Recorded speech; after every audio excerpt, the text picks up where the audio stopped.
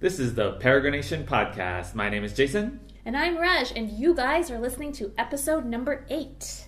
Happy New Year! That's right, Happy New Year, you guys. This is our very first podcast of 2016. Yeehaw.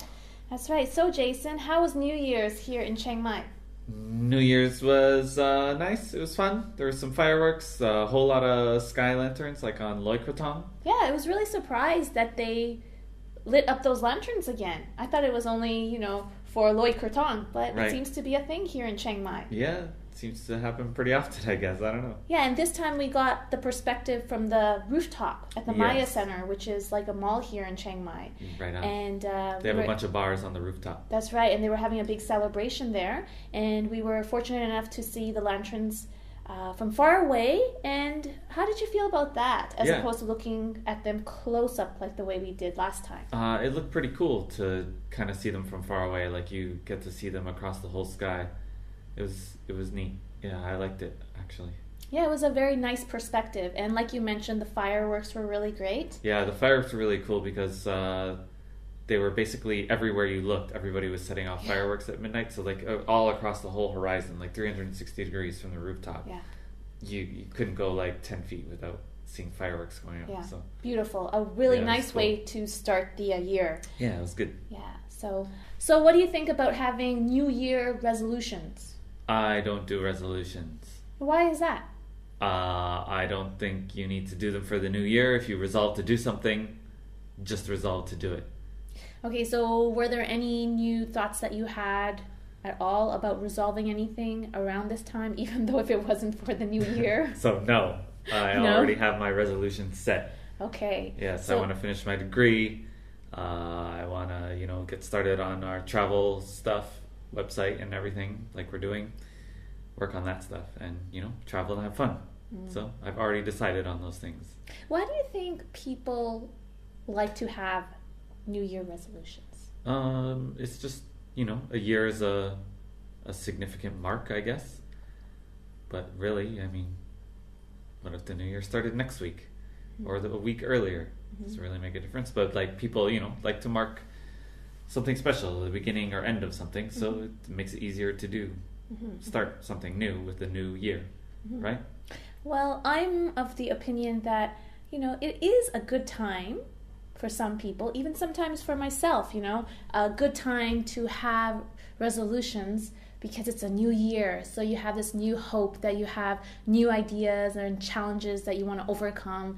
And why not start with the first, since the year starts there? Right, but it's just an arbitrary mark. This is true. But So I think for some people, like it's a good thing. Like they want to start with the beginning of the year. yeah, You know but what I mean? it's just psychological, right? This is true. It is Okay. psychological, but it can be very motivating for some people. Sure. Okay. Yeah. Okay. So you don't have any New Year's resolutions. No. Okay. How about you? Do you? Um, Since you like to do it? Surprisingly, I don't really have them. Not this year. It's like you said. For some reason, this year, I've just had this ongoing thing, which has continued from 2012 and 2015, not 2012. I have to get my year straight here. And going into 2016, just continue to pursue the goals that I've set for myself in terms of my career and traveling. There you go.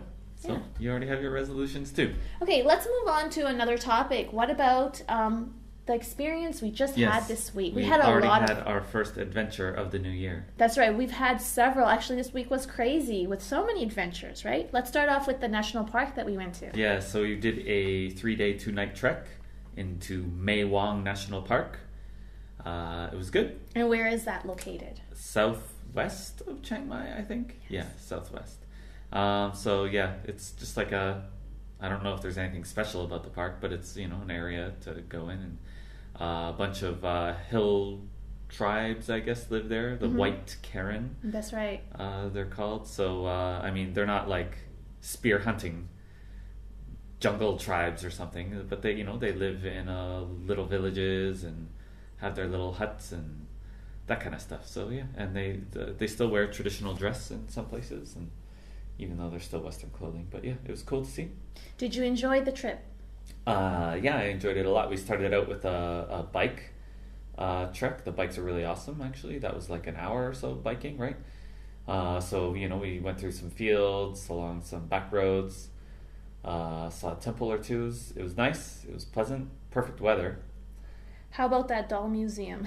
Oh, yeah, I forgot about that. That was creepy. That was really creepy. There were like so many dolls there. Yeah. I forget how many, but a lot. The proprietor was very nice, though. He was super nice. Yeah. So he had like this museum of dolls from all over the world. Yep, like every country. And the cool thing was he creates dolls, and it's something that has been... He's a doll maker. Yeah, he's a doll maker, and that's something that has been in his family. Yeah, his mother started with the doll collection, right? Yeah, and now he's teaching his daughter to carry on the family business. That's right. But yeah, and he showed us all these dolls, and... Yeah, and how he makes the dolls. Yep. Yeah, and his dolls were really nice. He's good. Yeah, very, very, very talented. Yeah. So, so what else? We saw the pink eggs for the first time at the market. Do you remember? Yes. Well, that was a big thing for me. I was like, what? I've seen white, I've seen brown, I've seen black, but pink eggs? Pink eggs, And then later our guide told us they were pink because they're fertilized. Yeah, something like that. Yeah, so it's like, okay, all right. I think they were just like colored pink, or they had pink powder on them or something, but it wasn't like an actual pink shell. Yeah. Yeah. So, what else? After that we started the trek in the afternoon after the biking, right? And we basically trekked to a waterfall. And I was the only one who went inside swimming. Yeah, that waterfall was very, very beautiful, but it was so cold. The water was so cold. It was freezing. Yeah. I was just like, I ain't going in that water. It was around 5 o'clock when we got there. Yeah, so it wasn't even that warm out. Exactly. Yeah. So even though we were trekking for a while, and I felt like going into the water because I was hot, but then at the same time I was like, no way, it's too cold. But you were so brave. You went into the water. Oh, brave. Yes, it was brave of you to do that. No one else did. I went under the waterfall. I went in. Yeah, it was cold though, but I felt nice afterwards. So. Yeah, so that was day one pretty much, and then I think we headed to our homestay. Right, yeah. Homestay, not really a homestay. You stay at the person's house, and they just have something set up for you, and you don't interact with the family or anything at all. Barely even see them. So I think it was difficult to interact with the family because of the language barrier. Yeah, but I mean, we had a guide who spoke English and Thai, so it should have been okay. But I don't know. I guess that's maybe not how it's set up, Okay, yeah. So you felt like it was more like a tourist thing. Absolutely. Yeah. Absolutely. Okay, the next day was another beautiful day. Yeah, all trekking, and we went to another waterfall. Yep, we stopped there for a while, and water was just as cold. But the temperature during the day was a lot warmer. Right, by the time we got there, I think it was approximately noon. And we were stopping there for lunch. And in the meantime, while our guide, who, by the way, cooked all our food and all the dishes were pretty good, considering the limited resources he had for cooking. Yeah, it was mostly vegetables and stuff, so he made them taste pretty good. Yeah, and he did a great job. So while he was cooking away, we had the opportunity to go for a swim. And I think everybody found the courage this time to go into the water. Yeah. But not everybody swam. Right. And I am very proud to say that I went into the water and I swam, and it was really, really cold, and I didn't stay in there long because it was so cold. Yeah, but we gave ourselves a little bath, took some soap in, and cleaned up after all this sweaty trekking and stuff, so it was nice. It was nice just to do that.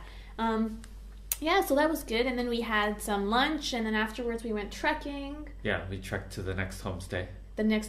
Which was our last homestay, but before we got to our homestay, something incredible happened. Oh, yeah. We saw the snake skin, right? And it was just not any kind of snake skin. It was so long. Yeah, it was huge. We had another second guide with us, and he picked up the snake skin, and it was, longer than him. Yeah. Yeah. And it felt so weird to me to touch it. Yeah, I've touched snakeskin before. It felt the same, but it's still gross. Oh my god! And then the idea that there's this big long snake, huge snake, somewhere around here where we're standing. We found it also in basically the front yard of the homestay. Yeah, where we were, and we saw a huge hole, right? And you were saying that's probably where the snake is. Yeah. And I was just like, oh my god, what would we do if we saw this snake? I would freak out. What would you do? If we just saw it? If we saw it crawling around. I wouldn't freak out. I would freak out. Yeah, I don't. care as long as it wasn't coming after us or anything. No, how about if it was coming towards you?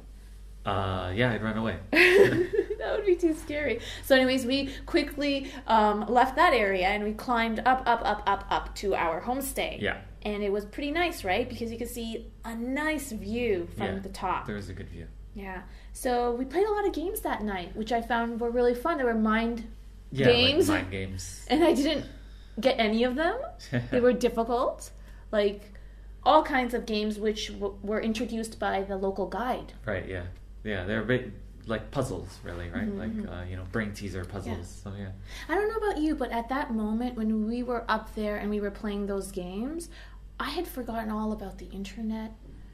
I had forgotten about all those things that weigh us down when we're in Chiang Mai. And I say weigh us down meaning like, you know how you always get distracted by things on the internet and then maybe sometimes you miss the opportunity to look at nature because you're always surrounded by all these buildings and cafes. So at that moment, I just felt when we were playing those games, it was so cool and I was so present, so focused on those games and didn't have a care in the world other than trying to solve those games. It was just a really nice feeling. And to think that that's what the locals do, those are the kind of games they play because not all of them have access to internet. Right, yeah. You know? They don't have Wi-Fi at the homestays or anything. Exactly. But there was some Wi-Fi, right? At the one school. place, at the village. Yeah, at the village. But at the second homestay, like, they didn't even have electricity.